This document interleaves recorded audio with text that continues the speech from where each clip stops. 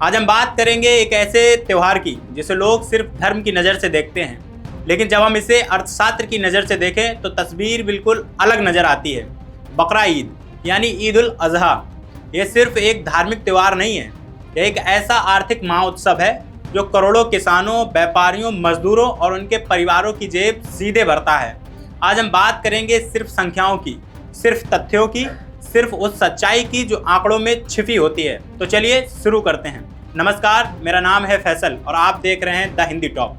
दोस्तों, सबसे पहले हम ये समझते हैं कि भारत पशुपालन के मामले में दुनिया में कहाँ खड़ा है। भारत के पास दुनिया की सबसे बड़ी पशु आबादी है। 20वीं पशुगणना के अनुसार भारत में कुल 53.67 करोड़ पशु हैं। इनमें से 19.35 करोड़ गाय और 11 करोड़ भैंसे और 14.89 करोड़ बकरियां शामिल हैं। भेड़ों की संख्या लगभग 8 करोड़ है। अकेले बकरियों के मामले में भारत पूरी दुनिया में पहले स्थान पर है। दुनिया की कुल बकरियों में 13% से अधिक अकेले भारत में हैं।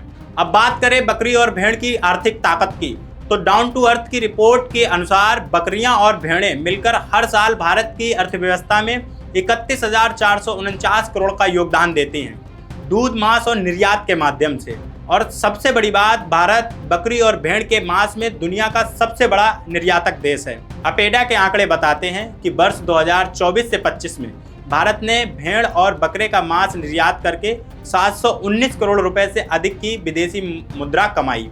यह मांस मुख्य रूप से संयुक्त अरब अमीरात, कतर, कुवैत, मालदीव और बहरीन जाता है।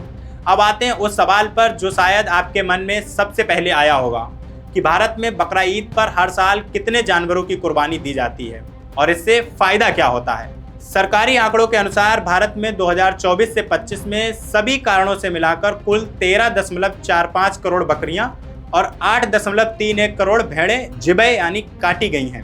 सिर्फ बकरी और भेड़ मिलाकर 21 करोड़ से अधिक जानवर एक साल में ज़िबह किए गए हैं। इनमें से एक बड़ा हिस्सा बकरा ईद के मौसम में कुर्बान किया जाता है।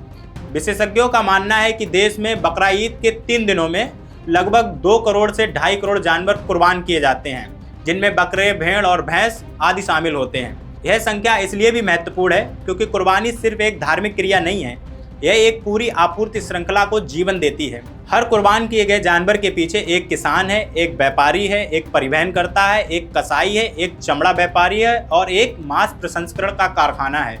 अब सवाल यह है कि भारत में सिर्फ बकरा ईद के दौरान कितने रुपयों का कारोबार होता है। यह अनुमान लगाना थोड़ा कठिन है क्योंकि इसका कोई एक सरकारी आंकड़ा उपलब्ध नहीं है, लेकिन विभिन्न स्रोतों से मिलाकर एक तस्वीर बनती है। हैदराबाद जैसे एक अकेले शहर में हर साल बकरा ईद पर 2.5 लाख से अधिक जानवर कुर्बान किए जाते हैं। उत्तर प्रदेश, दिल्ली, बिहार, पश्चिम बंगाल, महाराष्ट्र, राजस्थान और तेलंगाना जैसे बड़े राज्यों को मिलाएं तो यह संख्या करोड़ों में पहुंचती है। यदि औसत बकरे की कीमत 15,000 रुपये भी माने और केवल 1 करोड़ जानवरों की खरीद बिक्री की बात करें तो सिर्फ पशु खरीद में ही 15,000 करोड़ रुपए का लेन देन होता है। इसके ऊपर परिवहन, चारा, पशु चिकित्सा, कपड़े, खाना पीना, मसाले, मिठाइयाँ सब जोड़े तो अनुमान है कि भारत में बकरा ईद से जुड़ा कुल आर्थिक कारोबार 25,000 से 40,000 करोड़ रुपए के बीच है। यह एक ऐसा आर्थिक उछाल है जो महज 3 से 4 दिनों में आ जाता है। अब थोड़ा बड़ी तस्वीर देखते हैं। दुनिया में बकरा ईद यानी कुर्बानी की अर्थव्यवस्था से 100 अरब डॉलर यानी 8 लाख करोड़ रुपए की आर्थिक गतिविधि होती है। यह खेती, परिवहन, खुदरा व्यापार और उत्पादन सभी को साथ लेकर चलती है। बांग्लादेश में बकरा ईद की अर्थव्यवस्था अकेले 9 अरब डॉलर यानी 75,000 करोड़ रुपए की है, जिसमें करीब 1.2 करोड़ जानवरों की बिक्री होती है। इंडोनेशिया में यह आंकड़ा 12 अरब डॉलर से अधिक है। पाकिस्तान में 2024 में 68 लाख से अधिक जानवर ज़िबह किए गए हैं, जिनमें 3 अरब डॉलर की आर्थिक गतिविधि हुई, जो उनके कुल घरेलू उत्पाद का लगभग 1% था। सऊदी अरब में बकरा ईद पर 35 लाख से अधिक भेड़ें कुर्बान की जाती हैं और पशुओं की कीमतें 15 से 20% तक बढ़ जाती हैं। यानी बकरा ईद सिर्फ एक भारतीय या पाकिस्तानी त्यौहार नहीं है, यह एक वैश्विक आर्थिक घटना है। अब बात करते हैं उस पूरी मूल्य श्रृंखला की जो बकरा ईद से जुड़ी है। यह श्रृंखला उतनी लंबी है जितना शायद आपने कभी सोचा नहीं होगा। पहला लाभार्थी होता है इसमें पशुपालक और किसान। एक बकरे को 4 से 6 महीने पालकर किसान 8,000 से 25,000 रुपए तक कमा सकता है। अच्छी नस्ल के जानवर जैसे जमुनापारी, बर्बरी और सोजत बकरे की कीमत 50 से 60,000 रुपए तक पहुंचती है। ये किसान के लिए पूरे साल की मेहनत का बड़ा पुरस्कार होता है। दूसरा लाभार्थी है चारा व्यापारी। बकरा ईद के मौसम में चारे की मांग दोगुनी हो जाती है। गेहूं का भूसा, हरा चारा, दाना पानी सब की बिक्री अचानक बढ़ जाती है। तीसरा लाभार्थी है परिवहनकर्ता। राजस्थान से दिल्ली, बिहार से मुंबई, मध्य प्रदेश से हैदराबाद, देश भर में लाखों ट्रक और गाड़ियां पशु मंडियों तक जानवर पहुंचाने में लगती हैं। एक ट्रक चालक बकरा ईद के मौसम में अन्य महीनों की तुलना में 3 से 4 गुना अधिक कमाई करता है। चौथा लाभार्थी है पशु दलाल। प्रति जानवर 500 से 1500 रुपए का कमीशन। बड़े पशु मेला में एक दलाल 20 से 50 जानवरों का सौदा करवाता है। पांचवा लाभार्थी है चमड़ा उद्योग। बकरा ईद के दौरान देश की 60% तक कच्ची खाल केवल इन्हीं कुछ दिनों में एकत्र होती है। इस खाल से जूते, बेल्ट, थैले और जैकेट बनते हैं। भारत का चमड़ा निर्यात अरबों रुपए का है और इसकी नींव बकरा ईद जैसे त्योहारों पर टिकी है। छठा लाभार्थी है मांस प्रसंस्करण उद्योग। भारत में अपेडा से पंजीकृत 73 एकीकृत बूचड़खाने और मांस प्रसंस्करण संयंत्र हैं। इसके अलावा 852 नियमित बूचड़खाने और 25,000 से अधिक छोटी मांस की दुकानें हैं। बकरा ईद के मौसम में इन सभी की गतिविधि कई गुना बढ़ जाती है। सातवां लाभार्थी है मसाला और खाद्य उद्योग।